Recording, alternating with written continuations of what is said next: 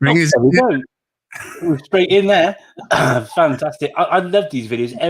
I don't get to see them before we go live either. So it's just lovely to see them before when it sort of kicks in at the beginning of the show. Welcome everybody to another edition of the Check It Out show with myself, Mark Anderson, and me, Al Kingsley. Hello, folks. Perfect timing with the video and the nice sunny weather today. It has been absolutely glorious. It's lovely seeing the trees coming out with their blossoms and things as well. It's just really, really a lovely time of the year. And it's been so lovely seeing people sort of tweeting, those who are on Easter holidays already, tweeting themselves, enjoying the sunshine and all the rest of it. So, yeah, fantastic to see. How are things with you at the moment, Mr. Kingsley? Things are good, thank you very much. Certainly welcome to see the sun arrive, albeit for just a few days. And all things busy as usual in all departments. And we've had some really busy and positive events at NetSupport HQ over the last week, which has been lovely. But yeah, mustn't grumble, I think, is the normal term, Mr. Anderson. No, absolutely. I mean, you're always one to sort of hide your light under a bushel, but I don't mind giving you a bit of a big up. Congratulations. I noticed today you've won 2 awards today from the same sort of awarding body. Do you want to share to our audience the awards you've won today, Mr. Kingsley? Not really. No. I mean, one of the nice things is obviously we get involved in lots of areas, and Corporate Livewire do an innovation award each year.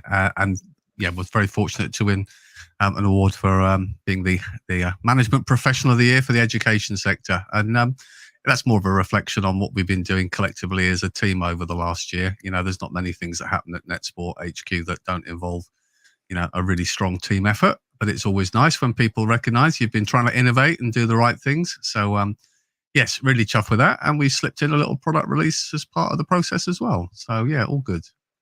Yeah, absolutely. So Classroom.cloud got its sort of full release this week as well. So great to see that and all the sort of associated sharing around all of that as well. Fantastic. Yeah, sticking to our mantra, you know, sometimes it's really important to practice what you preach.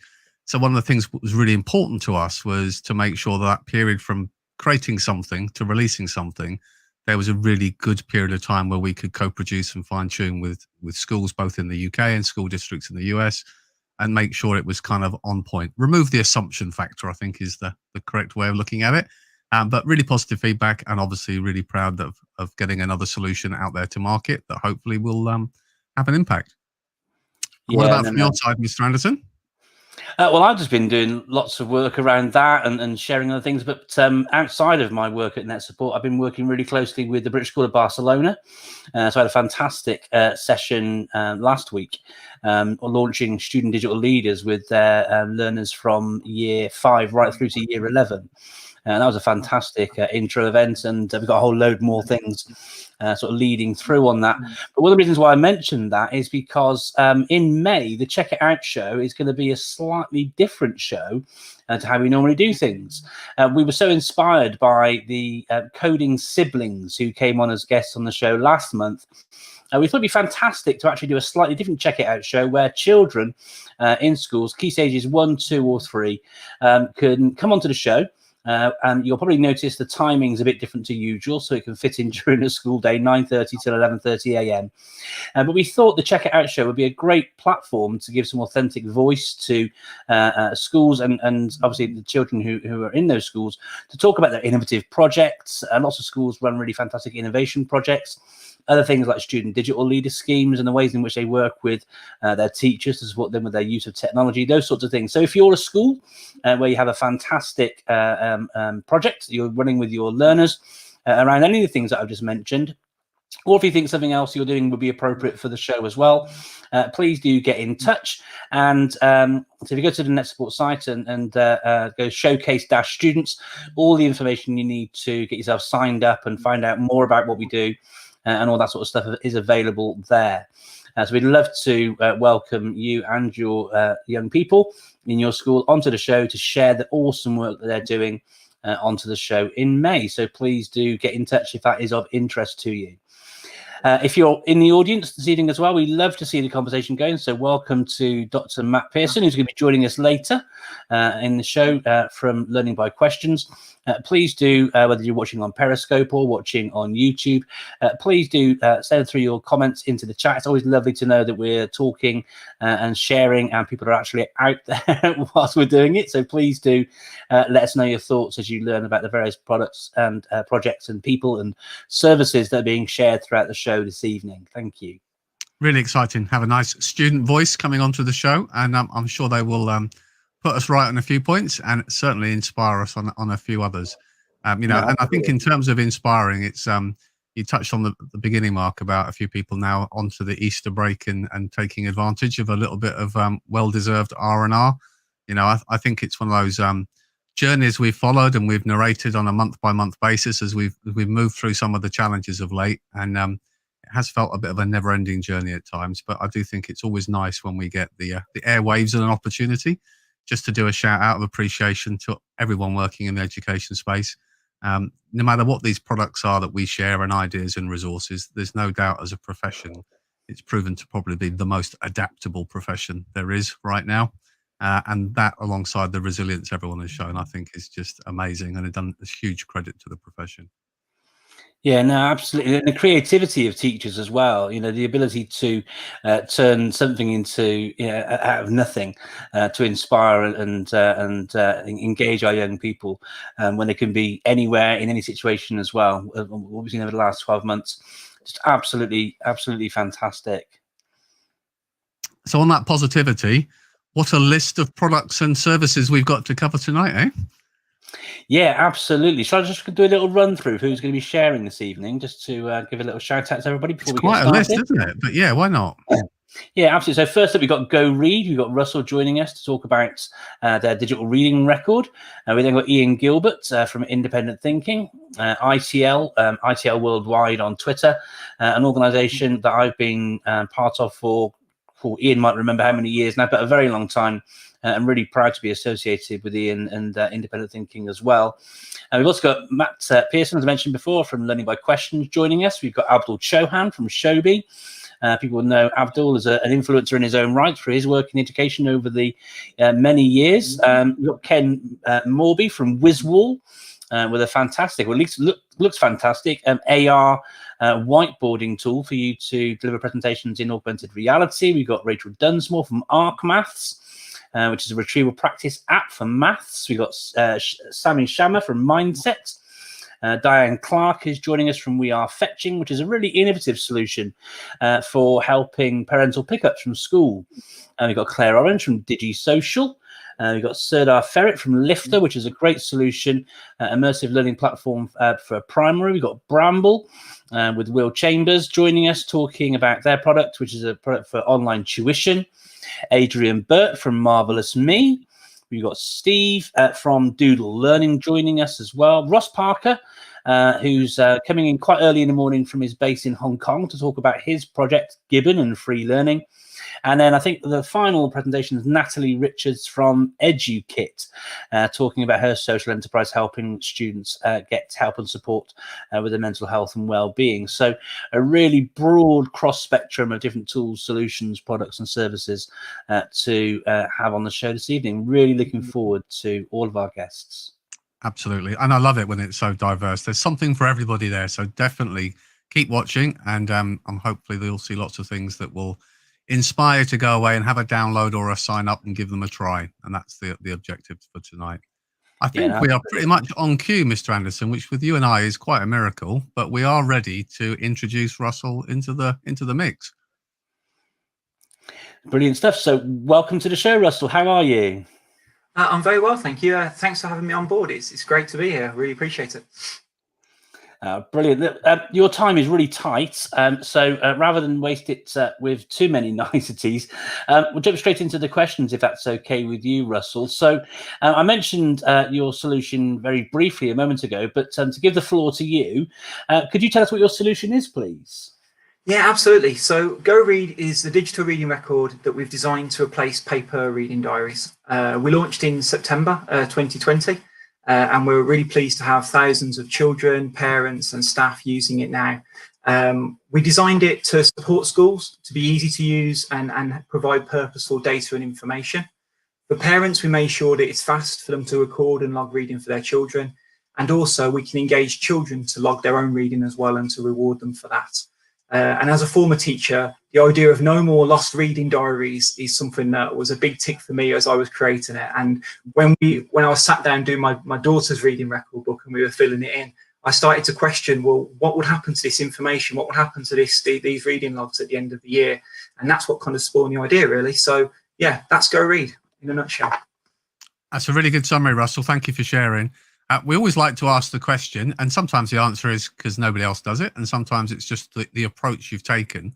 But from your perspective, what makes your solution different from others? So yeah, so we took on obviously looking at what paper diaries we're able to kind of provide for schools. And from our point of view, it's all about trying to engage as many people as possible with login reading. What we're able to provide within the app is not only the formal logging of reading books and the kind of system that schools normally go through, but also the ability for children and parents to log things from outside of school. So to kind of celebrate reading for pleasure. So it's not just the reading scheme that children are working through. They can log websites that they're reading, they can log comics, they can log magazines. So lots of formal and informal kind of logging of reading.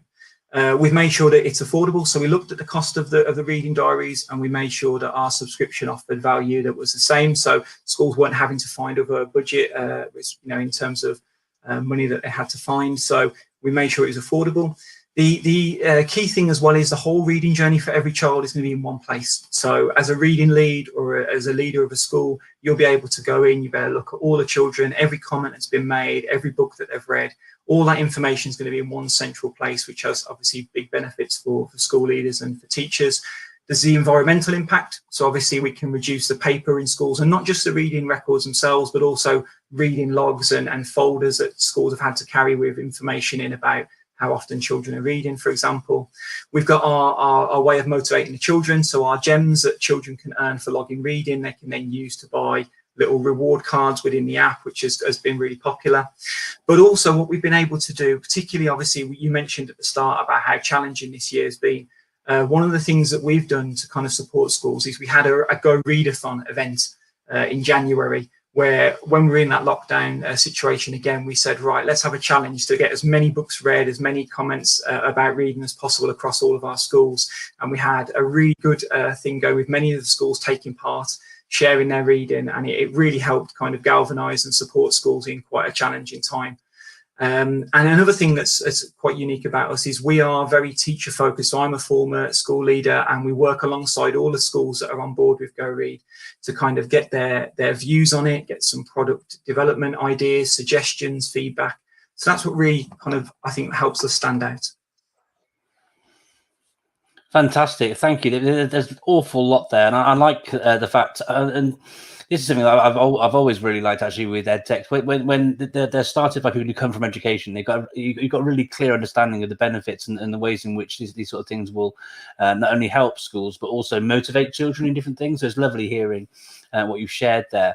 Have you got any other examples for the final question of how your product sort of best serves your audience and in how you sort of approach it? Have you made any sort of tweaks since you started?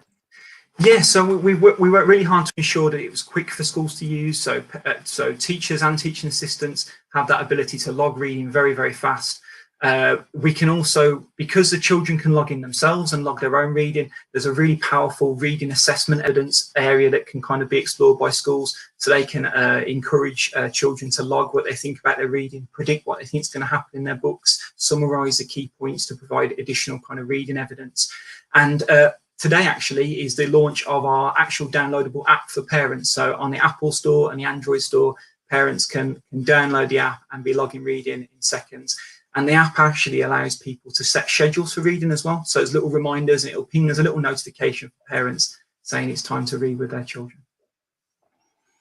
What a brilliant start to the show. Yeah. Yeah, and so the research shows that, parents are really well placed to best support their children with their reading as well. So lovely to see that sort of triangulation between what school and what trying to achieve and supporting parents with that as well. Really good. Where can we find out more, Russell? Yeah, so for anyone who's interested in finding out more, you can go to go-read.co.uk.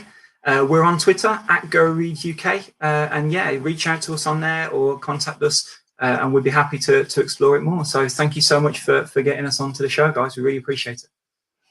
Our pleasure. You're very welcome, Russell. Fantastic. Great start to the show, as you say, Al. Love a bit of co-production as well. That's a big tick in my box. But yeah, lovely to see absolutely. sessions like that. That's really, really good starter. So we're going to make sure we don't fall behind schedule tonight, Mark, which may in itself be an unachievable task. But let's crack on with guest number 2, who is Ian Gilbert from Independent Thinking. Good evening. Good evening, sir. Hi, Ian. Welcome to the show. Thank you very much. Thank you, Al. Hi, Mark. 2013, Mark. I checked it out while 2013, crikey. So almost a decade then. We were both younger and cleaner shaven then. And shorter top hair. Yeah, that as well. That's amazing, Mark. You claimed you're only 22. How does that work out? Well, I used this app from Microsoft called Seeing AI, and the app told me I was that age. So. Well, if it says it must be true. Anyway, time is with us. So, Ian, as I said, welcome to the show. Yep. For those that don't know about Independent Thinking, would you like to give us a bit of a kind of a synopsis or summary about what you provide? Yeah, it's taken me 28 years. We've been going 28 years this year to try and work out what we are, because it's sort of, well, we're not a training company, but we do training in schools. We're not a speakers bureau, but we provide world-class speakers for schools. We're not a motivational agency, but although we do a lot of motivational work with young people. We're not a publishers, even though we publish the Independent Thinking Press. But what are we? So I've just summed it up on our new website. We're an education company. That seems to sum it up. And by education, it's about creativity and learning and motivation and thinking for ourselves and leadership and well-being and making sure we're looking at the environment, making sure we're looking at the arts. It's just trying to get everything that education needs to be done properly. The last thing we need is schools just purely focusing on grades and results, because that ain't no education. So we're an education company, and by that, we're a platform by which world-class practitioners from all phases and all aspects of education can, and again, the phrase we use from our websites, we use our words, whether that's speaking or writing, webinars, tweets, blogs, in any way possible, we'll use our words to get across what we believe an education should be like. Fantastic. Great stuff, Ian. As I mentioned from the outset, I'm very proud to be an ITL associate. But obviously, I know the answer to this question. But for those who don't, what makes Independent Thinking different from other education companies who provide the same sorts of services to education that Independent Thinking do? I think when I say about us being a platform, it's this broad range of ideas. As long as everybody's got the child at the heart of the educational project, we work with anybody and everyone. So the phrase that we keep coming back to over and over again is there is always another way. And in a world, especially in England, and I know it's slightly different in other parts of the world, but I see it. I've lived and worked in all parts of the world, including Hong Kong. I can see this focus on education has to be like this. You must do this. You must behave. You must be like this, like that. A successful classroom must look like this. And what we're saying in as non-confrontational way as possible is, okay, but there is another way. There is another way of doing behavior. There is another way of doing teaching and learning. There is another way of leading a school. So it's this idea that there is always another way of approaching things, which allows us to work with people where they're at and support them with where they're at and where they want to get to in a way that's different from with selling a product or a package or a model, which is the last thing we want to do. And the name, as the name suggests, it's about independent thinking. It's about thinking for yourself. So I was going to ask you, the normal kind of question is about how your sort of product or service supports your customers, but obviously you've given a fairly good summary there. So perhaps a different way of asking a similar question is how typically would schools engage with you? What would be the process for them coming and connecting with your good selves, Ian?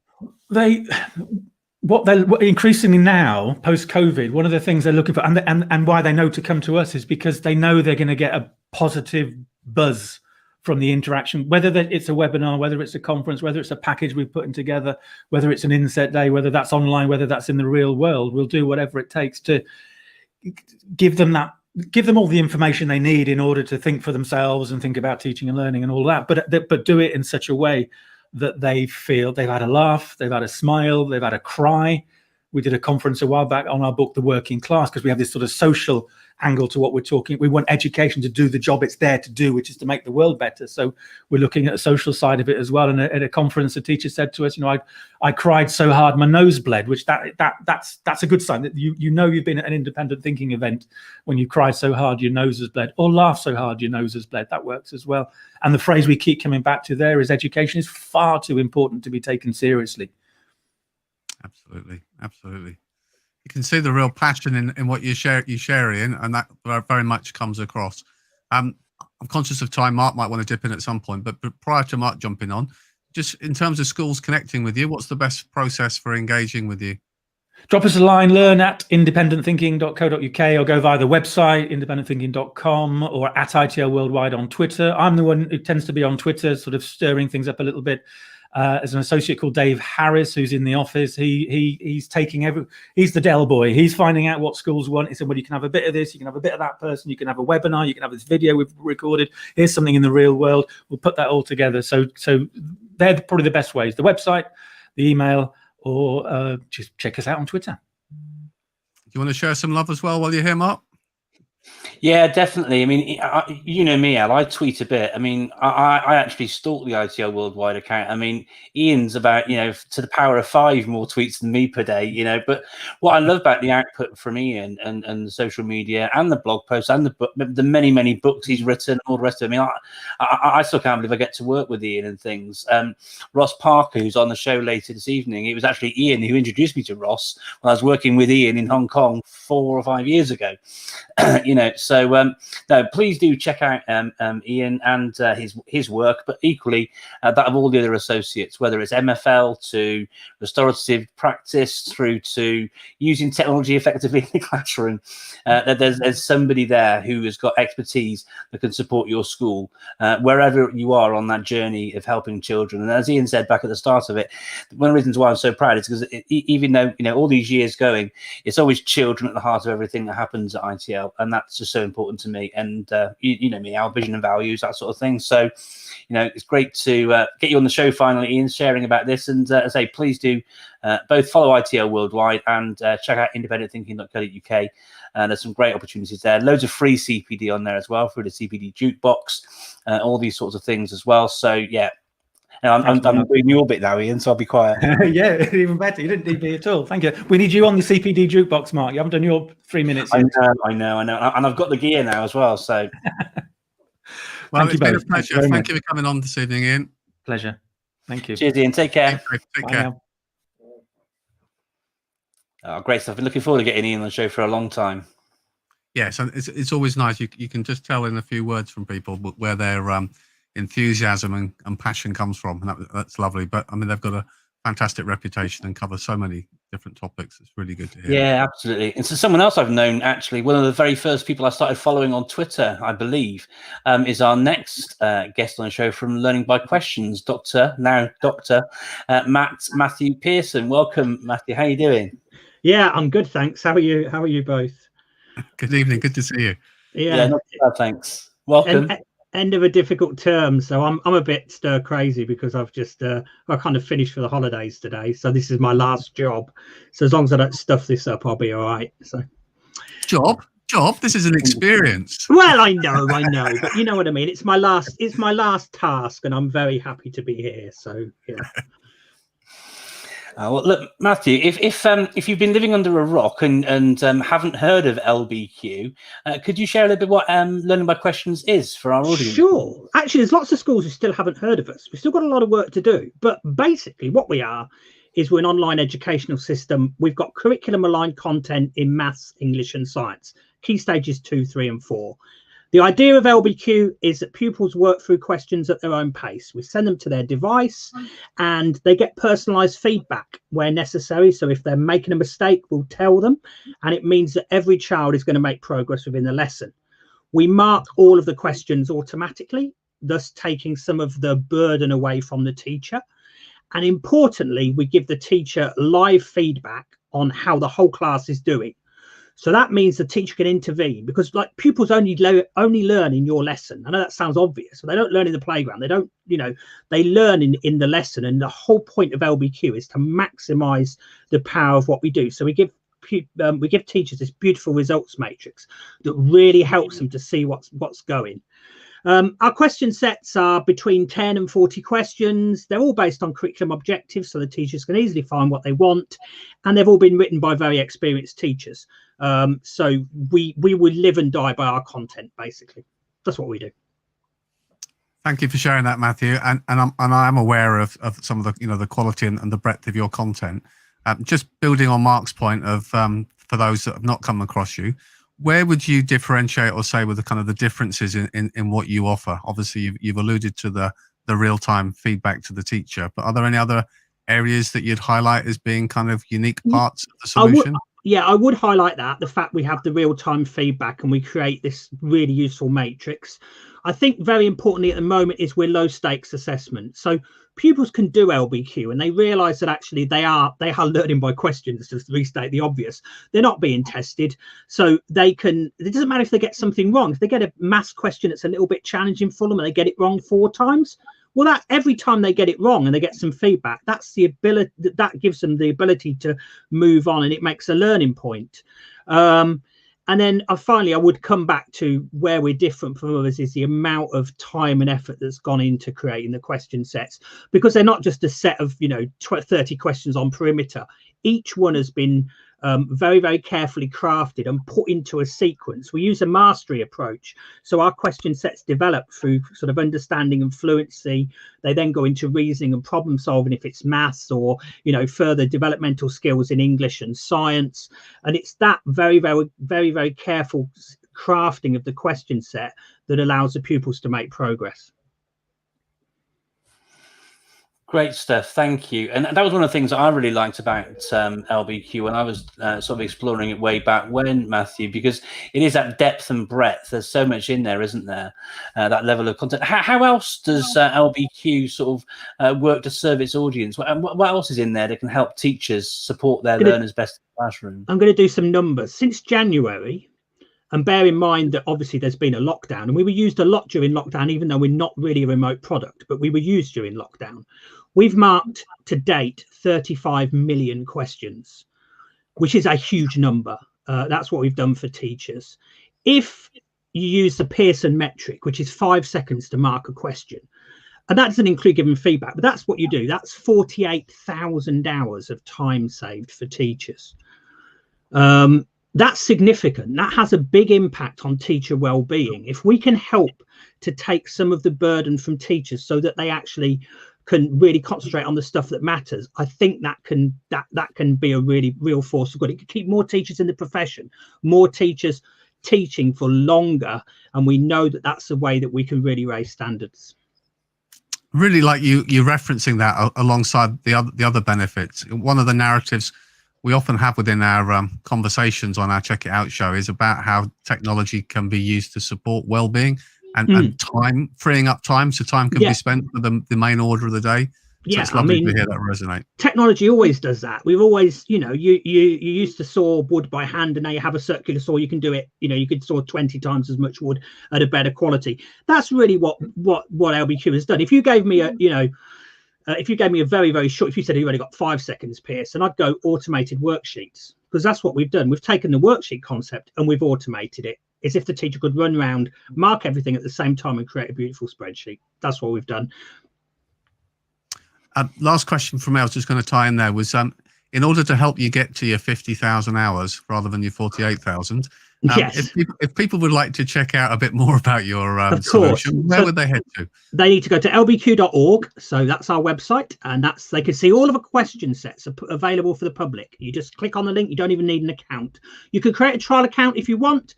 You can follow us on Twitter, and if you'd like a demo for your school, get in touch and we can do a Zoom demo for you. Brilliant stuff. Thank you very much indeed, Matthew. Lovely to see you again. Thanks for taking the time. Yeah, thanks for having me on. Really enjoyed it. You enjoy your holiday now that it can finally start. Yes, lovely. Right. I'm really enjoying the show. I'm going to stick around and watch the rest of the show. So great. Thanks for having me on, guys. Top man. Thank you. Take care. Take care. Brilliant stuff. And it is Another those good time savings that can be so helpful, isn't it? Yeah, it's often kind of missed off the list. I mean, obviously we've got other priorities, but time is such a valuable commodity. But again, simply another great solution, which is we're on a roll this evening, Mr. Anderson. I know, we're almost time. And then I see next we've got a complete novice joining us for a conversation. It's his first time, although, as he may allude to, it makes an interesting change for us to be meeting in this sort of a way, given where we often meet, which is, I'll let him share the story first time. But now, welcome to the show, Mr. Abdul Chauhan, who is joining us from Shobi. Welcome, Abdul. Thank you very much, guys. Thank you very much. Great to be here. And as you can see, I'm hiding in my car. My sister's just arrived for Easter holidays with about 6 kids, and there's a whole bunch of my own. The whole house has been ransacked. So I'm kind of hiding away with my connection on my phone, and kind of at least I've got some quiet space. So this is how life is during lockdown. But yeah, great to be here. And yeah, kind of Mark, we're always kind of meeting, usually at airports, kind of like passing one another. We have hardly meet in the UK unless it's like a bet conference or something like that. But I don't think we've actually met outside a conference or kind of like internationally passing one another. Yeah. I don't think so. Yeah, and now kind of online. So great to be here. Thanks for having me on, guys. You're very welcome, Abdul. Given the shortness of time available this evening, I'll just jump straight into the very, very first question. For those who don't know Shobi, what is Shobi exactly? So Shobi is a hybrid learning platform. It focuses on assessment and feedback. There are some very specific tools to kind of give very high quality feedback from teachers to students and vice versa. There's technology in there that uses verbal communication, so teachers can just speak and give feedback. There's screen recording tools that are built into there as well that teachers can use for modeling and explaining content and so on.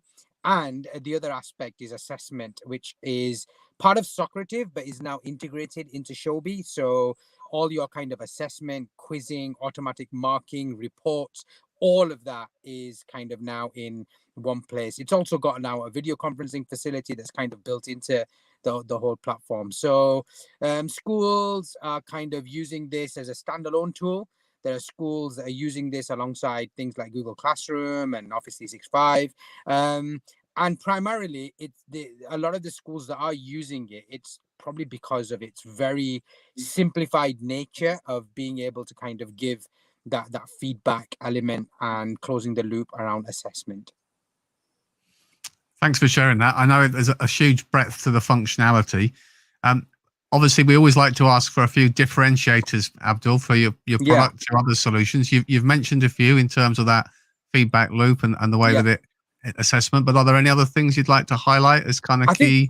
I think the thing that's different on here is that it doesn't really matter like what other tools you're using. If you're kind of using the Apple ecosystem, Pages, Keynote, Numbers, you can annotate and add voice and all that on there. If you're using Word, Excel, PowerPoint, you can add that and actually annotate over the top with voice notes and things like that. So it kind of uses and images and PDFs and everything else you can kind of throw in there that the teachers might use. So it's very kind of cross-platform from that perspective, and it's got quite a strong kind of parental link in there as well. So certainly over lockdown, a lot of parents that had access to this, they're kind of commenting on how well it was kind of all transparent. They could kind of see what was going on in the classroom. They could see the teacher tutorials and so on, and the fact that it was all on one place, parents could get notified over this, just meant that they were in a better position to kind of support their children as well. Fantastic. That's great, Abdul. I mean, when I was teaching myself, Shobi was something that I used in my own classroom, my own students. So I've been on the journey myself for a long, long time. Well, you kind of answered the third question already with what you've shared already with us. So my next question really is what's next for Shobi? Where's the product moving towards? What are you working on at the moment? Yeah, so I mean, now it's kind of like there's a bunch. It's one of those things with technology, right? You kind of begin to build something, and then you begin to build on top of that. You have new ideas. You have educators, school groups contacting you saying, hey, we would like this and like that, and so on. So some of the things that have happened is like Glasgow schools. That's a very large project that's going on. 53,000 devices being rolled out. They're all using Shobi. The whole of Greenland is using Shobi. Oslo is using Shobi. So that presents kind of new opportunities. So we're working on quite a powerful analytics platform as well to kind of pull all that data together. There's a lot of analytics that's already there for schools that are using this, but we're kind of looking at how we can kind of display that information in a better way, how we can kind of track students and kind of put interventions in place based on the information that you're kind of seeing beforehand and so on. So there's a lot of data that's coming through. I mean, Shobi's in 150 countries. There's 3-4 million users of Shobi Socrative out there as well. A lot of those quizzes that are created by teachers, we're kind of looking at building a community around that so that can be shared between teachers and be used across the world, really. So a lot of community and collaborative features kind of coming out, and analytical kind of tools that allow you to kind of do things that are kind of I suppose more innovative and more kind of that allows you to kind of make a difference across an organization. So I guess the obvious question for everybody who'd like to get in on the action and see what it's all about, how would people find out more about Shobi, Abdul? So Shobi.com, definitely, that's worth visiting. Shobi has a YouTube channel as well. Just go to YouTube, type in Shobi, and there's a whole variety of webinars and things like that are on there as well. We have monthly webinars where people can join and kind of, I kind of go through the whole tool platform, what can happen. You can sign up for one of those on Shobi.com as well. And, you absolutely reach out to me at Abdul Chauhan. At Abdul Chauhan on Twitter as well. I'd be more than happy to kind of connect with people directly as well. Fantastic. Great stuff. Thank you, Abdul. Thanks for coming in and joining us this evening. You are most welcome, guys. Doing great work. Enjoy the madhouse. I'm going to go back into the jungle now. Take care, sir. Thanks for joining us. Take care, Abdul. Take care. Be safe. Bye.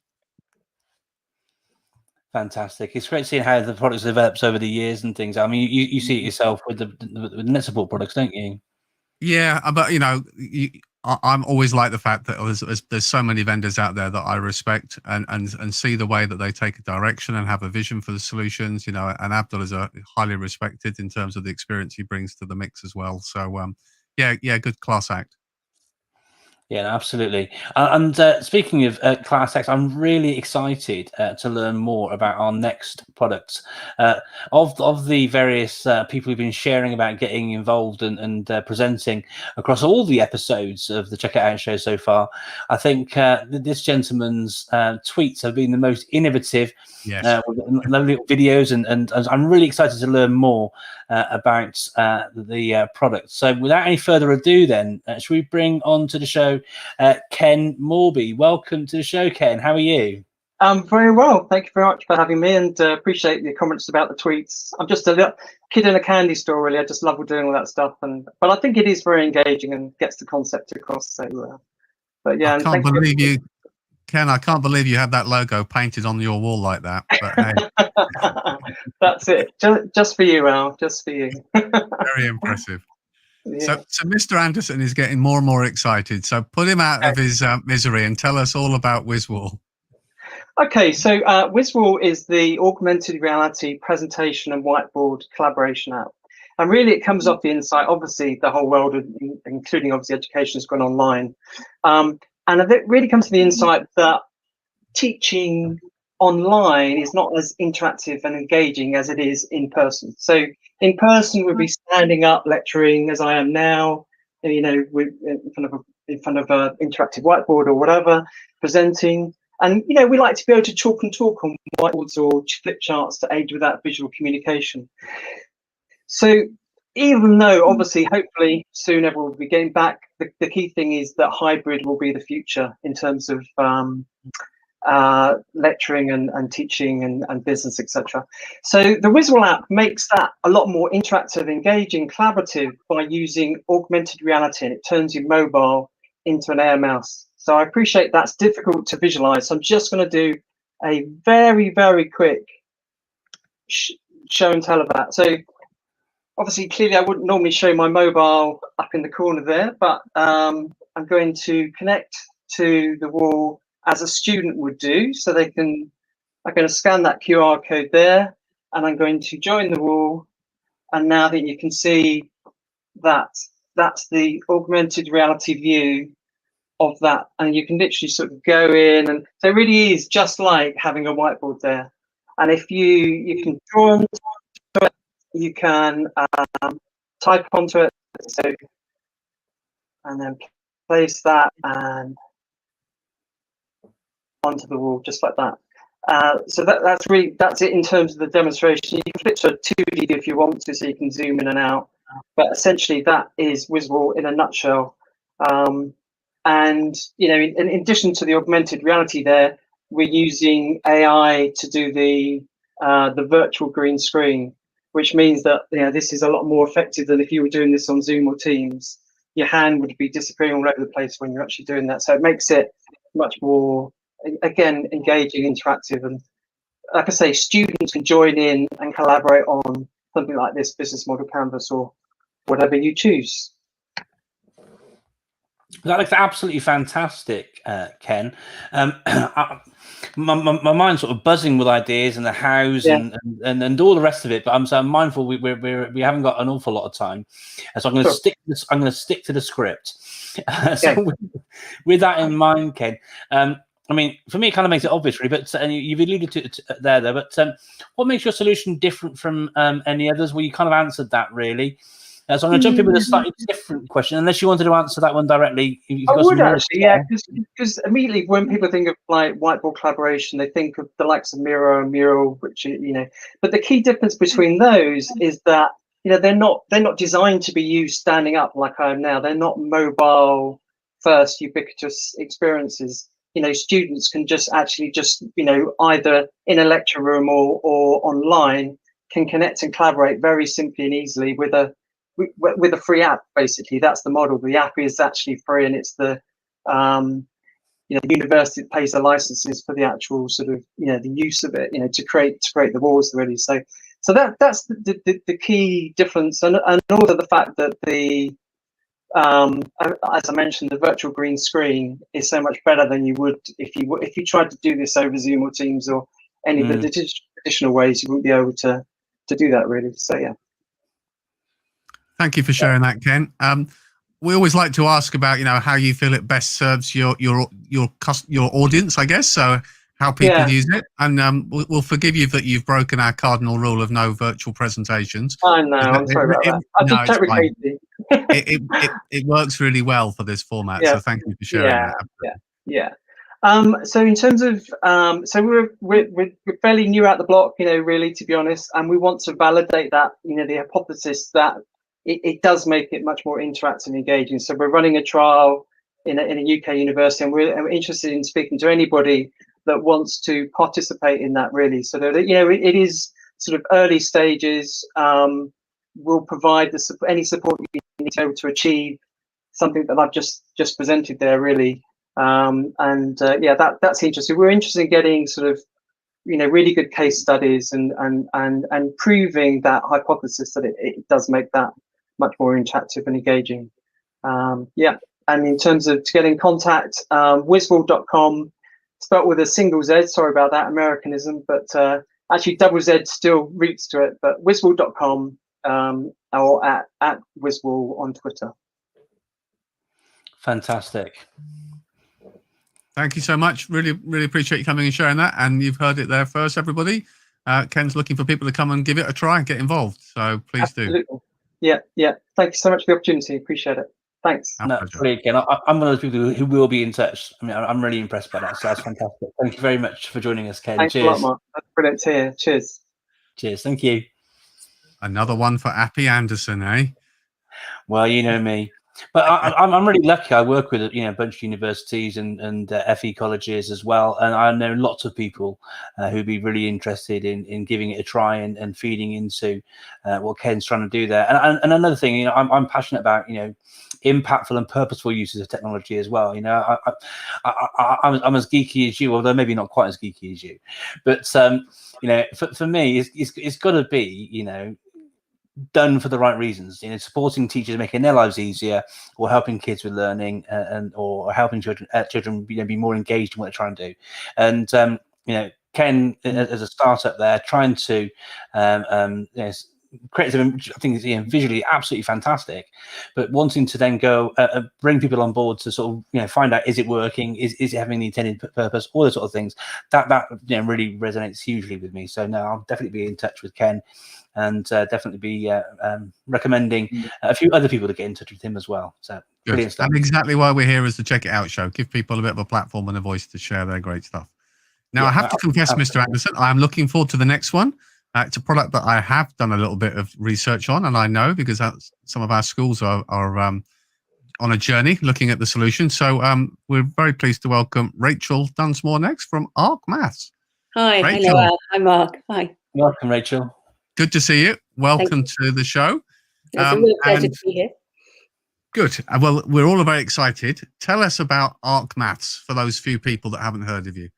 Well, I'm a maths teacher, and I've come at this from a teaching sort of problem. When I was teaching maths, and I don't think it's because I was a bad teacher, but I spent a lot of time reteaching content that I'd already taught. That year you went back over it, and then the year after, and the year after, and the year after that, just purely because students don't remember what you've taught them, and the content's big. There's a lot to learn, and it's really important, particularly maths, because it's a subject that builds. So if you haven't got the secure foundations, really what follows is almost a waste of time. So what I've done is I've developed ARC Maths really to address the problem of forgetting. It's a retrieval practice app. So it's like an essential skills starter. It's 12 quick questions, and pupils open up the app. You're straight into it. The only option you've got is start. And then what we do is we give them feedback at the end of the 12 questions and a chance to practice anything they get wrong. So we generate questions, so additional questions, and then with teacher help to tackle that at that point. But then we sort of don't stop there. We go on and we use space practice. So something that's been forgotten will appear the next day, a week later, a month later. We're just relentlessly following up to try and secure the sort of core skills into long-term memory. And we're using really nice handwriting recognition technology to input the answers. So that's a really nice feature. So in essence, really, it's to stop people forgetting, to get them on top of their core skills. We've majored on the sort of cognitive science. There's a lot of really strong research in this area, and the evidence is there. So it really retrieval practice. We've got the space practice, the interleaving, anything we can to get it into their memories. Fantastic stuff, and I love the handwriting recognition aspect of it as well. That's really lovely to hear, Rachel. Thank you for sharing that. Just digging a bit deeper into the product, there are a variety of maths tools out there and quizzing tools and so forth and so on. How is your tool any different to any others? Is the sort of USP the handwriting and the retrieval, interleaving and space practice, or are there other things in there which would really sort of be of interest to teachers? No, we're very much a classroom activity. So it is your starter. It is 10 minutes at the start of your lesson. So whereas quite a lot of the sort of maths online learning at secondary anyway, it's Key Stage 3, Key Stage 4, it's there's a teaching element to it, maybe some homework element. It's very much classroom based. We are dealing with old learning. So we're running a bit behind what's going on in the classroom, and a bit below, just trying to make sure that old learning isn't forgotten whilst teachers carry on in the classroom with the new learning. The handwriting recognition is fantastic. I don't know if you've ever used a keyboard to enter fractions or indices or anything like that. But I mean, it sometimes even entering the answer is hard work. We should be leaving the children to work on the maths. And so that's a really lovely feature. It means we can ask questions that are really like exam questions. You can annotate the diagrams. So that's a really nice feature. And of course, you've got the relentless follow-up. It's all personalised because it's what you get depends on what you've answered. So we're recording and following up in that way. That it's not a task set by the teacher. It is purely for you. Well, I have to say, I would love a retrieval app to remind me every time I go upstairs what I went up there for, but I'm guessing that might be pushing it too far in its capabilities. I will say it's a really, really well presented app, and the resources that come alongside it are really, really slick. So credit to you on that one. Thank you. We always ask us as a wrapper-upper before we ask about how people can find out more about how you think it best supports your audience. You've probably covered a large part of that, but is there anything else you wanted to get across in terms of... I think it's very much about attainment. I having been a maths teacher, I know the pressure to get great results. So, and we've never lost sight of that in the design of it. It's what it's for. So from schools, really, I think it's about improving progress and attainment. I think for teachers, what we're trying to do is to ease the workload, of course, so that there's less recapping. They've got more time for problem solving and for moving the pupils forward. And also, it requires no setup from them. It buys them 5 minutes at the start of the lesson. So we've thought about it from a teacher point of view, and we've really thought about it from a pupil point of view as well. Attainment, yeah. Fantastic. So where would we find out more, Rachel? Well, we've got a website, which is it? I don't know. There we go. www.arceducation.co.uk. There's a for schools section there with a contact form. So do contact us through there or via the email. And if if people can mention the Check It Out show, I'll make sure I get back to them personally and deal with any inquiries. But what we love people to try it out. We're very happy to run trials for a class in a school. It is iPads at the moment, but we're looking to get it onto other platforms from September. So just contact us. Brilliant stuff. Thank you so much, Rachel. Really excited. Thank you. Take care. That's what I call a proper Ronseal product. Yeah, absolutely. But it does what it says on the tin, doesn't it? Exactly. Yeah. Fantastic stuff. I am loving the show this week. We've had so many great solutions and people on sharing about what they're doing. And as always, it's that passion for not just the product, obviously, but helping make a difference in whichever way that people are trying to support education. Is that passion behind everyone who's shared this evening. Absolutely. So thank you so much to all of our guests so far. Next up on the show, we have Sammy from Mindset. And I've said it with a bit of a farmer accent then, because I held the I a bit longer so you could get the mindset, but it just sounded like I was just talking normal then. So welcome to the show, Sammy. How are you? I'm doing well, thank you. And as you said, if you're a farmer, then you can probably get away with the extended I's. So I think you're just trying to read mindset with the double I there. Yeah, that's what I was going for. Yeah. I have to say, Sammy, sorry to interrupt you. You're a little bit quiet. Are you getting the same experience, Al? Yeah, is your microphone? Interesting. Can you still hear me? Just about hear you in the background. Okay, I'm just going to change my input real quick. Let's try that.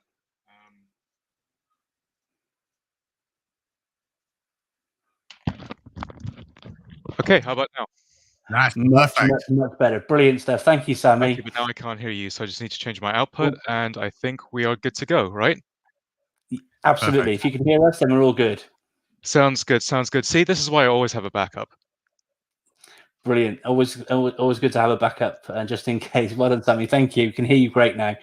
For those who don't know Mindset, could you share what your product is all about, please? Yeah, absolutely I can. So Mindset, it's a university and students' well-being app that harnesses AI to provide instant help 24 hours a day, 7 days a week. So this one-of-a-kind tech allows universities to monitor the health of their institution and helps build resilience in their students, and hence bringing new energy to universities. So I would argue that universities have a duty to adopt technology to aid and help in the well-being of their students, especially now more so while navigating the challenges of remote learning and waiting lists in the university wellbeing departments.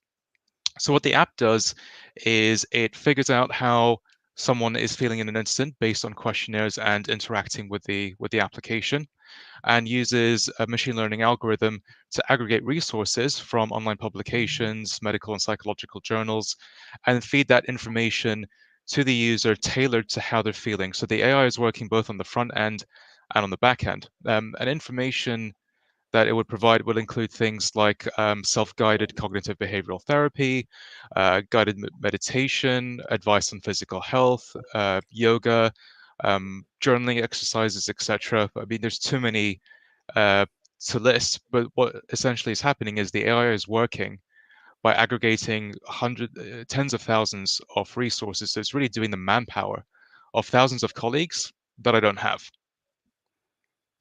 And it's, in a nutshell, this is what Mindset is. It sounds really interesting. And of course, now more than ever, well-being is a topic that we're all very, very aware of. And any resources that can support are very welcome.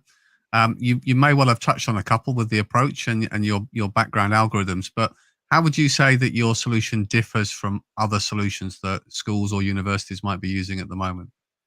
Absolutely. So, as you rightfully mentioned, as far as we're aware, we're the only ones that are using AI really in the field of well-being to help. So, I can't speak for other solutions, but our solution is tailored to that individual user. It's not just a collection of resources based on, navigating a table of contents to find the information that you need.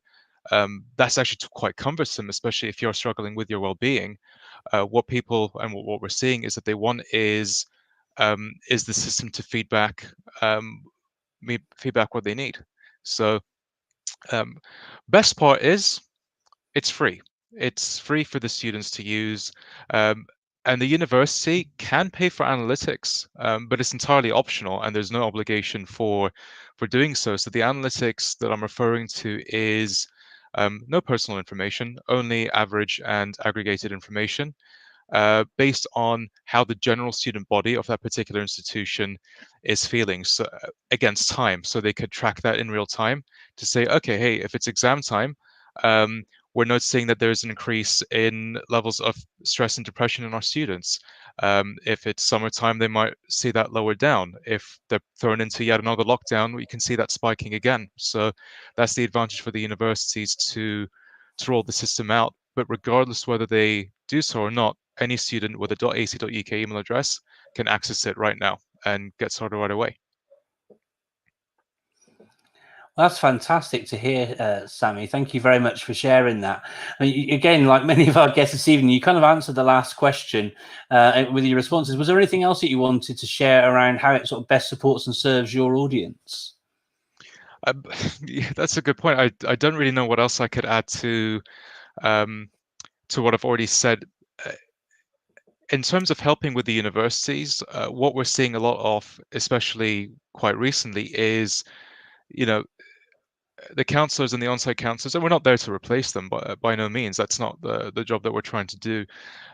They're seeing increased waiting lists, and a student could have a crisis, but they can't wait 2 weeks, 2 months to get seen. So what we're trying to do is really wedge that gap and provide them with help in an instant. Are we going to claim to answer all your problems? Believe me, that would be a $1 billion idea. But what we're there to do is to alleviate that stress of that backlog with the challenges of the in-house counselling services that the universities are facing.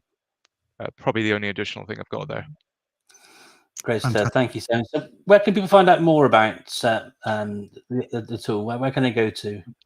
I can see it rolling on the screen below. That is, mindset.com with a double I, more specifically for students, mindset.com, again, double I, /students. Brilliant. Thank you for coming on and sharing, Sammy. Sounds a really, really good solution. Great. Thank you very much for the invite. Have a great one. Great show, by the way. Fantastic to see. Thank you. Take care, Great sir. stuff. Thank you so much, Sammy. Thank you. Cheers. Right, Mr. Kingsley, I've had a look at the time and I can see we're behind schedule a little bit, so I'm going to jump straight in with no further ado to welcome Diane Clark from We Are Fetching onto the show. Welcome, Diane, and your microphone's off at the moment, but I can turn that. No, you can turn that back on. You muted yourself, so I need you to unmute yourself. There you go. Brilliant stuff. Welcome, Diane. How are you? Very well, thank you. How are you? Yeah, really, really good. Thank you.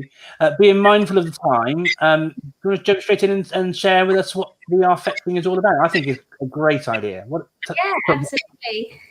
So We Are Fetching, the Fetching app is a peer-to-peer childcare system. So it's for parents to manage the school run with a trusted network of family and friends.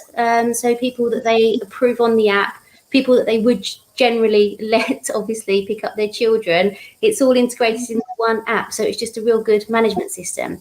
The best part being that it is linked directly with the schools, so the schools are aware all the time of who is picking up who if arrangements change. So they're absolutely going to know who is being picked up by who, with a photograph, with personal details, with phone numbers. So it takes away a lot of admin, but is a real good help for parents who don't necessarily need full-time after-school childcare, but ad hoc will need to sometimes. Life happens, doesn't it? A meeting overruns or things like that. Yeah, so that's what we do. Thank you for sharing, Diane. And that's the first question I was going to ask was about the connection with schools. So that's great to hear. We always like to ask what differentiates your solution from others. I can't say I've ever heard of an alternative, but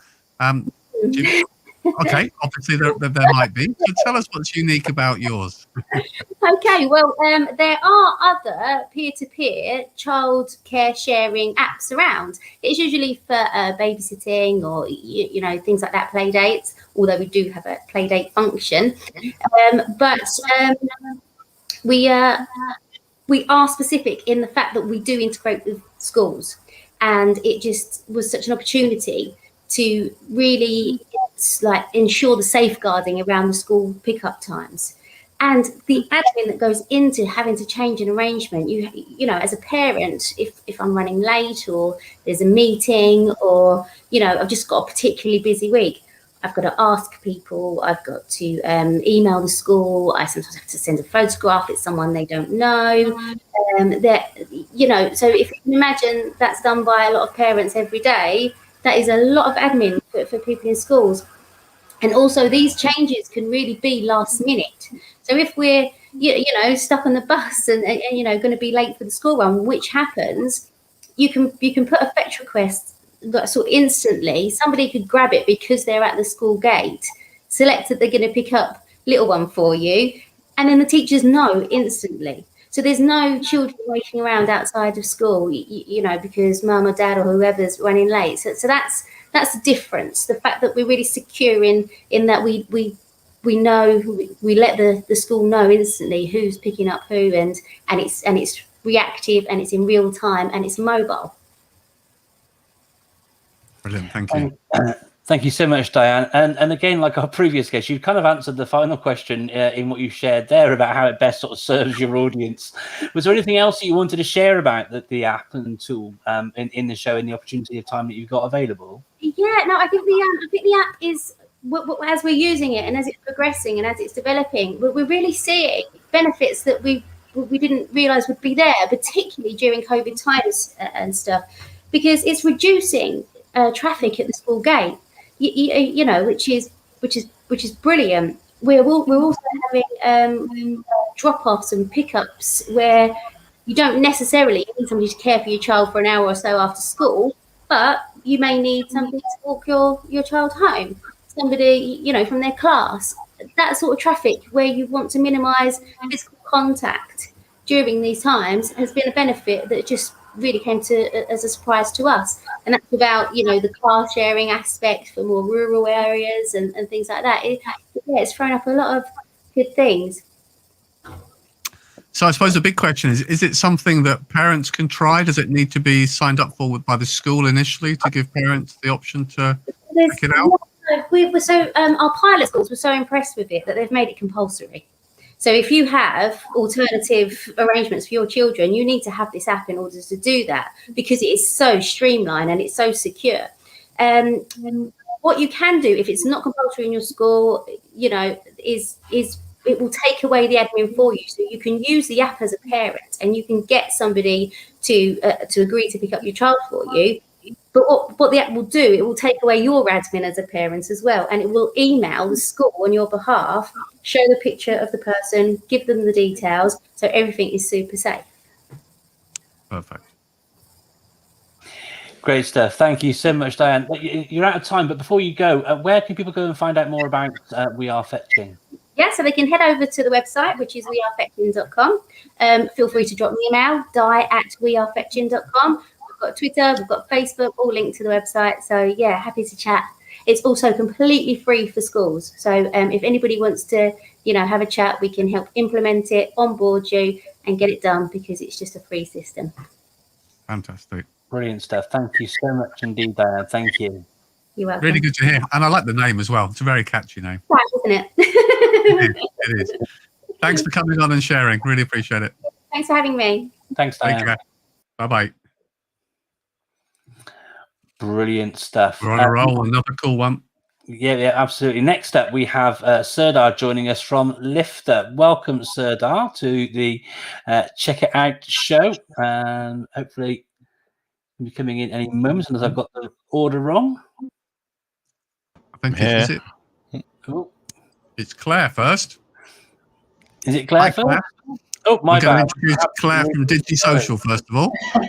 I wondered if I'd undergone a quick name change. Lovely to see you, Claire. Sorry there, both of you. Sorry. So welcome to the show, and apologies for the unearthly hour for you. Yes, it's now 7 minutes past 3 in the morning. So we'll try and hang our words together in some sort of cohesive way. Bless you. Well, we'd lovely to have you on the show. We always kick off with an opportunity for you to tell everybody about the solution. So tell us about DigiSocial. Right. So DigiSocial is it's really a world first cyber education platform for 9 to 13-year-old children. So in those pre-teen years, you'd be calling it Key Stage 2. So we know that these are very difficult years for children online, and there can become some very difficult social and emotional problems hitched up to their digital lives. So DigiSocial is a live and immersive social media platform for children. It's a school-based subscription, so children in a class or in a year group go in. They play together in what looks, feels and performs like social media, except we apply the latest in AI to inform every keystroke of the child. So whether they are, doing things around that civility or being digitally savvy or being digitally safe, cyberbullying, put downs and nastiness, racism, hate speech, all the things that we know go online every day, we immediately feed back to the child, and we have a 3 strikes and you're out basis.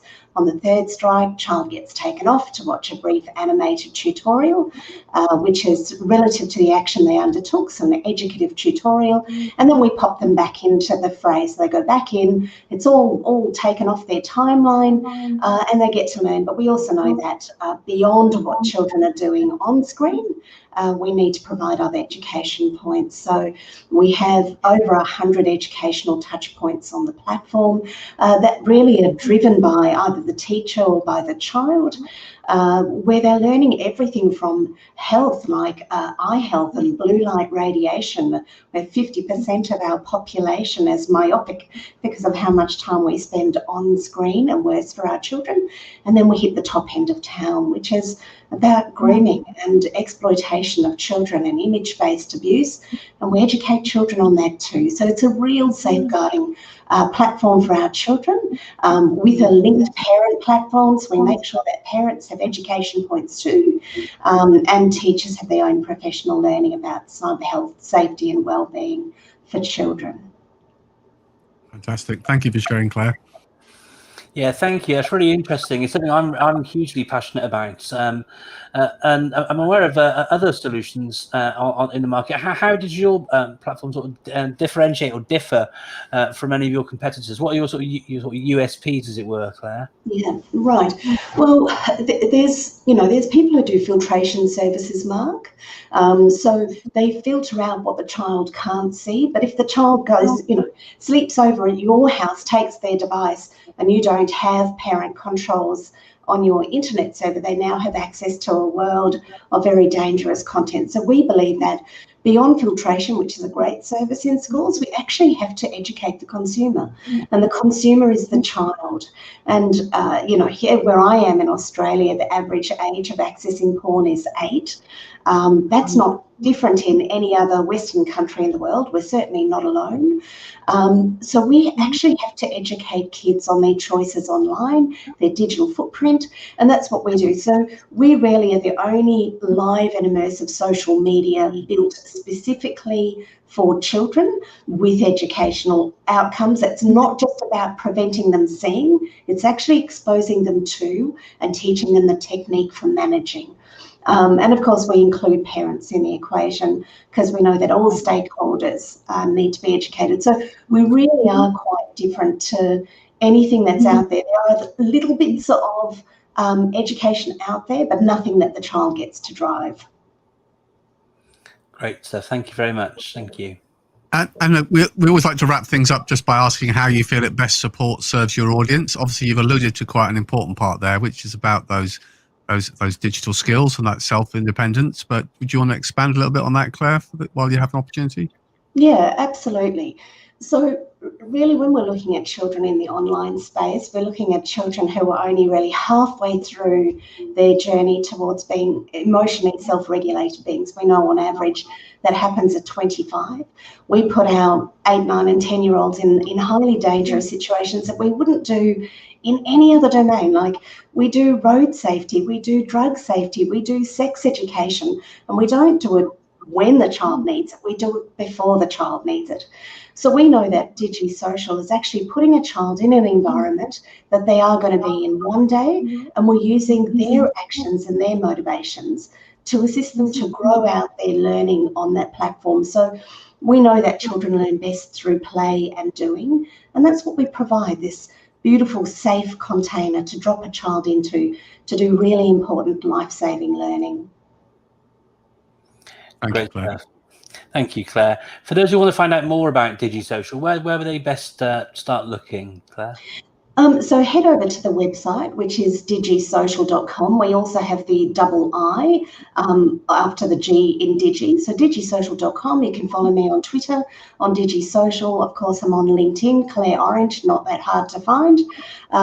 So any of those places, or you can email at hello@digionline, just for some confusion.com.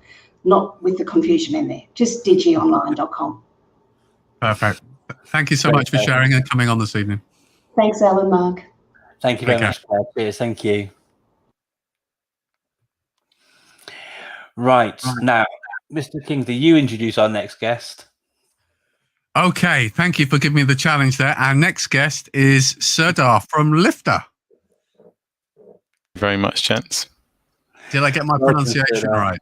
Yeah, you got it as right as everyone else does. Thank you very much. There you are. How easy was that? Welcome to the show, Serdar. Good to see you. Thank you so much. Good to see you both. Good to see you again, Serdar.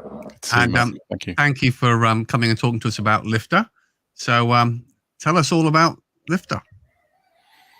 Okay, so Lifter is an immersive learning platform. It's a storytelling platform for teachers and children to learn about the world together through exploration and through nurturing curiosity and creativity. We basically invite teachers and children to have a window into the lives of different people from all across the globe through what we call story worlds. I just have to apologize because I think my son's making a lot of noise in the background. Fine. A story world is an immersive, interactive 360-degree space, which can be explored in 360 degrees, and it contains a number of different media elements. So, for example, short documentary films, rich media articles, infographics, etc. And in each space, in each immersive space, which is a real environment, there's always at least one human being, and that human being can be brought to life in the shape of a short documentary film. And our vision is that by the time a child leaves school, they would have had a meaningful learning experience in every country in the world. They would have met at least one human being from each of these countries, experienced different cultures, different languages, different jobs, roles, perspectives. They would have seen hundreds of positive human stories modeling all kinds of skills and values, resilience, problem solving, teamwork, etc. And they'd understand for themselves how interconnected we are, how interdependent we are, and would have gained a deep awareness of their power and role in the world. And we feel that this would not only have a good and positive impact on the child's education, but also hopefully on society as a whole. Absolutely. Great stuff, Serdar. I've spoken with lots of people who are clients of yours who use Lifter as part of their curriculum, from teachers to head teachers, and they say lovely things about it. So clearly, it sort of really resonates well with the schools in which you serve. But there are other solutions available for these kinds of experiences. So what makes your solution different to others, Serdar? So, well, one thing I'll say is that 91% of our teachers tell us that Lifter is extremely or very valuable, and this is now in the thousands where we've had this feedback. And when we've drilled down, they've said it's the quality of the platform, but also the immersive experiences. It's the powerful human stories. So, for example, obviously, Google's a huge company. They do expeditions. You can't compete with Google. But I think something that we have that Google doesn't, and this is what our teachers have told us, is the powerful human stories, which is what brings it to life. It's also an integrated learning experience. It's not just content, and it's not just a sort of teaching platform. It's both. And I think that's quite useful. And that's something that we've iterated over time. So initially we started with sort of the content. We sort of found our way into classrooms with the content, encouraged by my parents, who are both retired primary school teachers. And over time, what was content and sort of PDF lesson plans has become an integrated learning experience. Yeah. That's really interesting. I have to say, the thing that I've found the most immersive so far has been your amazing art gallery behind you as well, which is a fantastic example there. Always like looking at that. Very, very creative. We always like to talk about, and again, often the question's been somewhat answered, but about how it best supports and serves your audience. What would you say are the key things that schools really kind of see as being those kind of core anchors from you?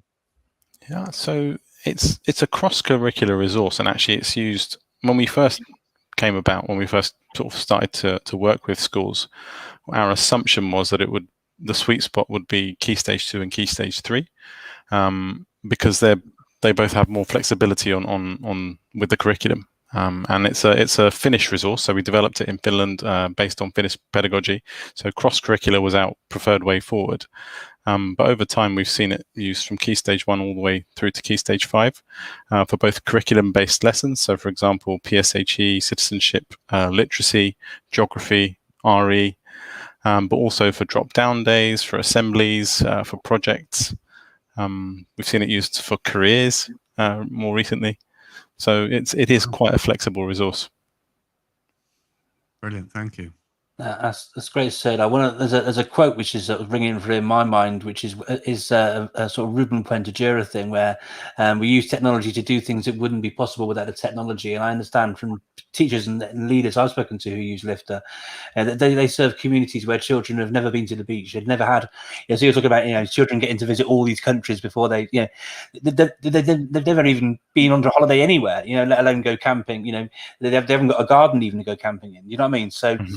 The opportunities that Lifter provide, I know, are hugely valued. So thank you for coming along and sharing about the platform this evening. For those who want to find out more about it also, where will they go to? Just lifter.com. So it's lyfta.com. Our website is there, and we're easily contactable from the website if you're interested in having a look. Brilliant. Thanks for sharing, Serdar. Thank you so much, Serdar. Thank you. Thank you both. Take care. Bye-bye. Yeah, cheers. Thanks for coming on. Thank you. That's a great solution. Love the sound of that. Yeah, but it's really quite lovely, and say I remember a conversation with primary school head teacher Sandy Core, who's one of the previous guests on UK Edu Stories, and she, again, not being paid to, but the huge impact the use of the tool had on aspirations in the children in the school, so forth and so on. Just absolutely fantastic. So great to see Sturdar. Just remind me, Mark, what's UK Edu Stories? That's a show that I do on Thursday evenings during term time with Bookie Youssef and Zena Zelenos Walker, which brings together stories from across the UK and provides CPD opportunities and opportunities to connect, network and share with like-minded educators every Thursday night, 7 to 8 p.m. Thank you. It just slipped my mind briefly. Part of my retrieval practice, so you've helped me out there. YouTube.com/UK Edu Stories was the kill line there, Mr. Kingsley. So next up on our show, we have Will Chambers from Bramble. Evening. Good evening, Will. Welcome to the show. Thank you for having me. You are very welcome. So let's kick it off. Tell us all about Bramble. So Bramble is a live online teaching platform that has been used to deliver over 1 million hours of one-to-one or small group lessons, with every lesson recorded, transcribed, and fully searchable. So it was actually born out of a social enterprise we were working on many years ago now, which involved matching state sixth formers with Cambridge undergraduates for free mentoring and tuition.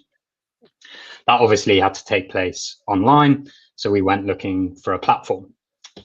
We were pretty underwhelmed by what was available at the time. Back then, everyone was just using Skype, but substitute in Teams or Zoom or Meet today, and the same problem holds true, which is that none of these platforms were designed for education. And as a result, we're really missing out. So as such, we pivoted our focus to building a platform designed from the ground up for live teaching and learning. And fast forward a number of years now, and as that 1 million hours milestone, which we crossed just a couple of weeks ago now, demonstrates, we're seeing real appetite for that. Brilliant. Thank you. Great stuff. Thank you very much for that. What makes your solution really what other sort of differentiators are there in there, Will, that sort of make you sort of stand out from the platforms to provide this sort of opportunity then? So you mentioned a few, they're doing a huge advancement in platforms like Teams. If we pick that one, for example, in the last 12 months in particular, what makes your sort of platform stand out to, let's say, Teams or Google Meet or whatever else? Yeah, so the first and an obvious difference is the interactivity of the live lesson itself.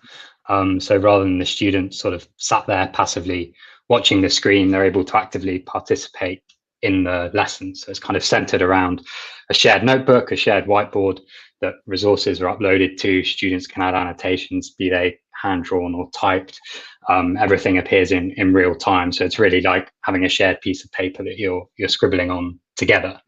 But that's just the start, really. That's kind of replicating what you were doing in person. Where it gets really exciting is when you think about what new opportunities does this transition to online open up.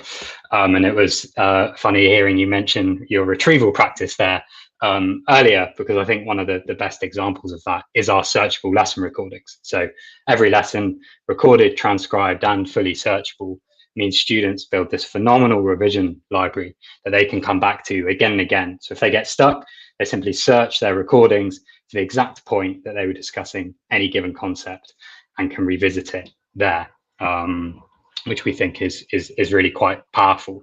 The other thing we do is generate some really interesting insights into these lessons. So every session is automatically tagged by subject and topic, and we also generate a synopsis showing what was discussed. So this is really useful for schools and organizations to maintain visibility of exactly what their students have been working on. And that's an area we're always looking to improve. And earlier this month, we released our Q ratings, which collect feedback after every session on student confidence, understanding, and engagement. Sounds really good, Will. So tell us, we always like to kind of conclude with a bit of a, how does it best support and serve your audience? You've obviously alluded to quite a few points, but are there any key bits you want to unpick a bit further? Yeah, so I guess it's an opportunity to emphasize that we sort of first and foremost focus on the student on the receiving end of that live online teaching. So it's all about bringing that richness and interactivity to them, but also giving them that added extra of those searchable recordings that they can come back to again and again. Obviously, for teachers and tutors who use it to deliver their teaching, they are excited about providing that richness. You know, that's what they really care about for their students. And then that third audience are the organizations and schools whose students are receiving this teaching. Giving them visibility of that is super powerful. And we're certainly hearing that that's proving popular with our customers involved in the NTP. Brilliant, thank you. Great stuff. Thank you very much, Will. So if people want to find out more about Bramble, where can they go to and find out and get a go with it and things? So simply head to our website, bramble.io, and you should find all the information you need on there, and you can get in touch with us from there as well. Brilliant stuff. Well, thank you very much for taking the time to join us and share about Bramble this evening, Will. Thank you very much. Thanks, Will. Thank you very much for having me. Cheers, bye. Thanks, bye. Fantastic. We are cooking with gas now, Mr. Kingsley. Next up on the show, we have Adrian. What's that, sorry? I was going to say the next product's named after me, but you've spoilt now by releasing Adrian too quickly for my cheesy joke. Hi, guys. Hi, Adrian. Welcome, Adrian. As we always say at the start of with each of our guests, could you share a little bit about your product and your solution, please? Yeah, mine's a personal solution. So kind of 5 years ago, asked my son what he did at school and got absolute nonsense. And then he came home with a sticker that said Head Teacher's Award. And it's like, Billy, that is brilliant. What's that for? Well, I don't know, I found it. And it's like, come on, there must be more to it than that. And I just really struggled to have an everyday conversation with my son about what he was doing at school. And I spoke to the head teacher and I said, look, I just don't know what Billy's doing. He said, you must do. We send home loads of newsletters, loads of blogs, tweets, texts, you name it. And I said, I know, I get all of those. I know all about the school. I know all about the fates and the fundraising, but I have no idea what Billy's doing. And I have no idea what the values are that you're encouraging and he's been praised for. I don't know why. And that's what stirred me to build Marvelous Me. So 5 years ago, I quit the day job and put a team together and built the product that helps parents get truly, truly engaged in their children's learning and praise versus the everyday school messages, which I know are important, but parent engagement is about involvement in your child's education and development. And that's what it does. It's used by 800 schools now around the country. The average parent take-up level is over 90%, driven by the fact that children want their parents to use Marvelous Me because it's all about them and all the great stuff they're doing. And they want, they want their parents to hear the good news from the teacher. So Adrian, I know we normally kind of ask about how it differs, but I guess a good one that is important is just give us a sense, visualize about what the difference is between a parent engaging with Marvelous Me rather than getting a postcard home. Right. Well, a postcard home, I guess, is similar. It's actually probably quite similar. Apart from through Marvelous Me, it's through the app. The big thing about a Marvelous Me message is it makes parents smile and it makes them feel proud. So it might be more relevant to compare it to, say, a normal school message, which fills a parent with sense of dread and anxiety. And most school offices, when they phone a parent, they normally say, don't worry, there's nothing wrong. Whereas Marvelous Me, it pings on the phone and it says your child's name, and it says they've done something marvelous. And then it tells them about something to do with learning or to do with their child's being praised by the teacher for a learning power, core value, or a skill. So the difference is the kind of tone, the content, the emotion, and the fact that it engages parents with a smile and stirs them to have better involvement in their children's learning. And then I guess from a parent side, it's quite different as well, because it's not just a messaging system. You get a collection of your children's badges that they've been awarded in school. So it doubles up as a great reward system for schools as well. You get a nice keepsake of your children's learning time at school as well. And then through the app, because once you've got these parents really engaged with positive news, you've got lots of single links to other resources. So we've just launched our own version of a reading log where parents can easily log what their children have been reading at home to let the teachers know. We've just launched our own spelling list so parents can log how they're getting on with their children's spelling practice at home. And then there's all sorts of links to well-being sites and so on. So the vision is to engage parents with positive news that's personal and about their children's progress, which completely supports what the EEF recommend. And then it's to kind of excite and empower parents with the resources to then develop their children's education further. Hopefully all wrapped up in a way that doesn't add to teacher workload. Brilliant. No, absolutely. That's fantastic. I'm going to go off piste a little bit, if that's okay, Adrian. Yeah. You mentioned every school is different, but you mentioned sort of values, and values are something really important to me. Yeah. And we want our children. I've got 2 sons of my own. I want their school to instill, solid, values and so forth and so on. But every school has a different focus. Is the platform malleable enough to sort of tailor that for each individual? Yeah, I mean, it's a difficult one. You say what is marvelous to me, because it is a brilliant parent engagement system, but it's also a brilliant praise system, because schools can add their own badges. So you create your own badge, which is like an electronic sticker, and you can add your own labels and your own images. So quite often we see schools with superhero characters that represent their values, resilience, resourcefulness, and all the learning powers that schools encourage. And the beauty of it is when you give a child a badge in Marvelous Me, you can tally all the badges they've had and you can track house points. But also every time you give a badge, it pings on the parent's phone to tell them the good news. So you're inspiring, mum, dad, grandparents, separated parents to say well done to their children as well. And then through the app, they can show the child back their nice badges and all the nice teacher comments. So one, you're kind of getting the parent reinforcement of those values, but 2, you're actually educating parents on what the values are that you're encouraging at the school. And then through the app, you can give parents resources so they can start to use common languages and really support their children's value development. Fantastic. Thank you, Adrian. Sounds great. Where would people find out more? Yeah, a couple of ways. You can either go to marvellousme.com. We give no pressure demos normally by me, so it's normally me rambling on about my story. Or you could email me at adrian@marvellousme.com, or you can find us on Twitter. Fantastic. And everything that's positive and celebrating success is a big thumbs up in my book. Yeah, so. I mean, I couldn't get Despicable Me as a brand, so I went for all the positive stuff. So it's all marvelous. Good man. Perfect. Brilliant. Thank you so much for coming on and sharing tonight. Thanks, Adrian. Bye. Take care. Thanks. Bye-bye. We're on a roll, Mr. Anderson. Yeah, but not like toilet paper. Next on the show, we have Steve from Doodle Learning. Welcome, Steve. Good evening. Hello, Mark. Hello, Al. Nice to meet you both. How are you doing? Very well, thank you, Steve. Good to see you. Good stuff. Yeah, very well. I thought Mr. Kingsley was going to demonstrate it. I don't mind calling you Mr. Kingsley all night tonight. It's not like you're my teacher or my dad, but there you go. So, Steve, welcome to the show. I'm very good, thank you. For those people who don't know Doodle as a company, could you share a little bit about what it is that you do, where you're based, what you do, all that sort of stuff, please? Yeah, absolutely. So we're a Bath-based company, sort of run by former teachers. There's a whole great story behind it, but I'll leave you to look at the website, people to see that.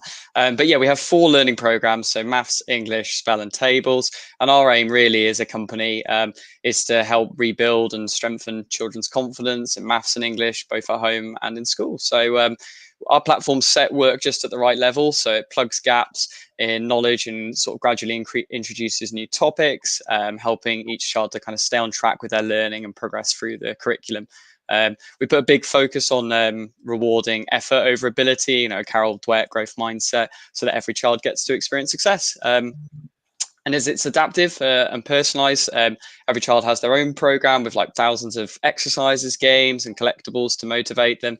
And it, keeps learning fresh and engaging. And we have a real strong belief in little and often. We don't want kids to be logging in for hours on end. We'd much rather them do just sort of 10 minutes of doodling each day. And we know that will have a significant impact on their children's attainment, I should say. And that's based on like case studies we've done with Bath University and other schools around the country. And and we're national curriculum aligned from reception to year 9 for maths and tables and year 1 to year 6 for English and spelling. Thanks for sharing that, Steve. Obviously, we're in a very fortunate position in the education space that there are a few really good quality vendors like yourself offering different types of solutions. Yep. So how would you differentiate in a nutshell for schools looking at or considering where to head to? Yeah, I mean, it's a great question. As a former teacher of 6 years, I tried out loads of programs myself, and there are great ones out there. But I think what I loved about Doodle is, I think that the fact that every child, receives their login, and once they've got that, teachers and parents will never need to do anything if they don't want to. It's designed to sort of look after the child all by itself, setting a mixture of sort of revised content, gap plugging, new learning every day, and always in line with that child's level, constantly keeping them in the challenge zone. So yeah, each personalized program tailors to the child's strengths and weaknesses. It is essentially like a child having their own kind of e-tutor. But I guess, as schools follow sort of a wide variety of schemes as well, teachers also have the opportunity to set their own national curriculum aligned work as well. So if they wanted to focus on a particular concept that they're teaching in class, it could be further used for not just home learning, but also interventions, TA one-to-ones, could be consolidation or pre-teaching activities. It could be helping to make your own lessons easier, because our program differentiates for every child and helps to bridge gaps. With the best will in the world, teachers can't, differentiate for every pupil for every lesson, every day of the week. Just trying to think what else. So yeah, and we automatically set and mark work as well. So we save teachers valuable time in that respect. Staff can view their pupils' progress, the effort and gaps from our teacher dashboard. We provide free training for all staff, 2-week fully supported free trials, and I highly recommend everyone just get in touch and give that a go. And also we look after parents. We're really passionate about easing parental pressure. So people can download the Doodle Connect app, join our parent dashboard, set up email alerts, just ways to engage with the child's learning. And we have a customer service team to look after them too. I was waiting for you to say it made coffee as well at the end of that long list. Do you know what? There's been a few absolutely legendary comments made. Can we send parents to you for this, that, and the other as well? Like if our kids forgot their PE kit, I'm like, yeah, go for it. We have a great customer service team. We know teachers have a huge amount on their plate, so we want to be able to help. Great stuff, Steve. It's been great seeing the Doodle story and the work that you and Nicola and the team have been doing over the years. It's really good to see and hear. Again, like many of our guests this evening, you kind of answered the last question in the things you shared already. Were there any other sort of side benefits you've seen from your schools and teachers in their use of Doodle? Any other benefits? Yeah, I mean, I guess one of the greatest parts of being a teacher is being able to see pupils grow in their ability and confidence. So I guess being able to use our program, when particularly at a time when everything is becoming increasingly more challenging, more complex than ever, teachers got so much admin, constant assessments, paperwork, etc. We want to be able to meet the needs of every pupil and support them in that respect. So I absolutely loved the core role of, being a teacher. I certainly felt that pressure. And it was often a case of if I had more time. So yeah, that's what we want to do is help teachers, parents and children alike. Great stuff. Thank you. And if people want to find out more about you, Steve, where do they go to? Yeah, absolutely. So if they head to doodlelearning.com/for-schools, they'll see my cheesy face over some of the pages, and also on Twitter at doodlelearning_. They'll be able to find us there as well. Brilliant. Fantastic. Thank you, thank you so much for joining us tonight, Steve. Thank you. Thank you so much for your time. Cheers. Cheers. Okay. Home straight, Mr. Anderson. Last one. Yeah, straight was the last one. Fantastic. So over then to Natalie. Welcome to the show, Natalie. Hi, lovely to be here. Hi, welcome to the show. Thanks so much for joining us. So for those people who don't know who @Edukitters are, could you share a little bit about that, please? Absolutely. So we are EduKit, and we make it easy for schools to understand and respond to the wellbeing and mental health needs of their students. So we're available both on apps. So we are on a device that students are spending an awful lot of time on. So we're very, very accessible to the learners, but we're also available on desktop and tablets as well. So you can access us by numerous means. And hopefully it's really apparent why we exist. We know that the mental health and wellbeing needs of students are fundamental in terms of them being able to achieve their academic potential and also have happy and prosperous lives. We also know that these last 12 months have been grueling, just in terms of how challenging they've been. We're hearing schools reporting huge increases in terms of self-harming, depression, low self-esteem, loneliness. So what schools are crying out for and what we provide is a really easy way to be able to understand the mental health and wellbeing of students. You can set a baseline survey survey, so you can understand what's going on, where the needs are, and who those at-risk students are. You can also respond to those needs with a daily mood tracker that gives you in real time information about how your students are feeling. You can get a snapshot on any particular day of how they're doing. And then there's a bank of really valuable resources around mental health and wellbeing that are relatable for students and give them instant support, again, on any device of their choosing. And then you can track progress over time as well. So we really make it easy for schools to be able to understand how students are doing and how best they can support them. That's a great summary. And as we alluded to earlier, you know, I think at the moment that's really one of our primary areas of focus in schools. Certainly when we hear the catch-up conversation, we always say, well, let's catch up on the SEMH focus first of all before we worry about anything else. So tell us, in terms of your provision and your apps, how would you say they best differentiate from other SEMH and similar resources that are available for schools? Yeah, so crucially, our app and our support generally identifies issues before they occur. So through that daily mood journal, it's really easy. The students just have 3 smileys, they select a smiley and they report how they're feeling. So it takes them less than 5 seconds to do, but it gives a really good read on how students are doing. And it really homes in on those students who are non-vocal, who might not go up to a teacher and say that there's something wrong. They may not be acting out or signalling that they are struggling, but who actually have these needs that if they're not met early will fester and will grow. So we really help schools to be able to intervene before issues occur and provide that very early support. And as I said, the mood tracker is fundamental to what we do. It's a really good way to get that read. It's been clinically proven to be able to help students to also self-soothe, to understand their own emotions, their own well-being, and come up with their own solutions and coping mechanisms. So that's another key differentiator for us. And also the easy monitoring and tracking for schools, because we know how time poor schools are. So we've made it really, really easy for them to be able to get a read on that data, so they can go in maybe once a week and really get a sense of how their students are doing and coping. Brilliant, thank you. That's fantastic to hear, Nat. Thank you very much for sharing that. As with most of many of our guests this evening, you kind of answered the final question with your response there. But I was just wondering, are there any sort of additional side benefits or things that you've noticed from the schools and teachers and classes and students that have been using the app that would be of interest to our viewers? Absolutely. So one of the things that we did when we started developing the app, we've been working with schools for about 7 years now, and they came to us during the first lockdown and said, look, can we take this experience onto an app?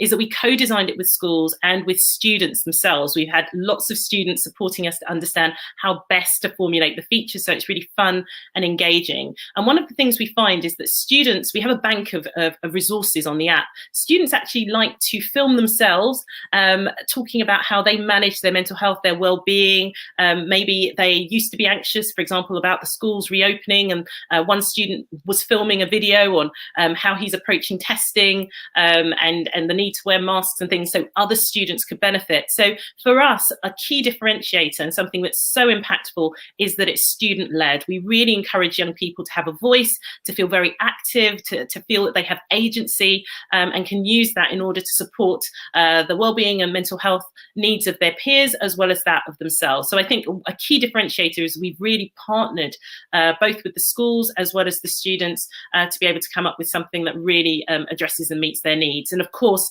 identifies those vulnerable learners, as I said, before issues occur. That's brilliant. And the whole sort of co-curation and involving students and developing that community around all of that conversation. And it makes for a really positive conversation about mental health as well, doesn't it? Which again is great role modeling and great for the students and the teachers alike. So thank you very much for sharing that. That sounds absolutely fantastic. Thank you. Mr. Kingsley, did you have anything else you wanted to say? No, tell it whereabouts from a contact point of view. Where can everybody find out more? Yeah, so you can go to our website, which is www.educate.org.uk, or you can find us on Twitter at @educators. Brilliant. Thank you. Well, thank you for coming to the show tonight. And definitely not last but least, that was a really, really good way to wrap up on a really important topic. So, yeah, great pleasure. Thank you very much. Thank you so much. Lovely to be here. Cheers, Nat. Thank you so much. Thank you. Take care. Be safe. Bye. Wow. The show, matey. We have done, I mean, that was just absolutely stunning.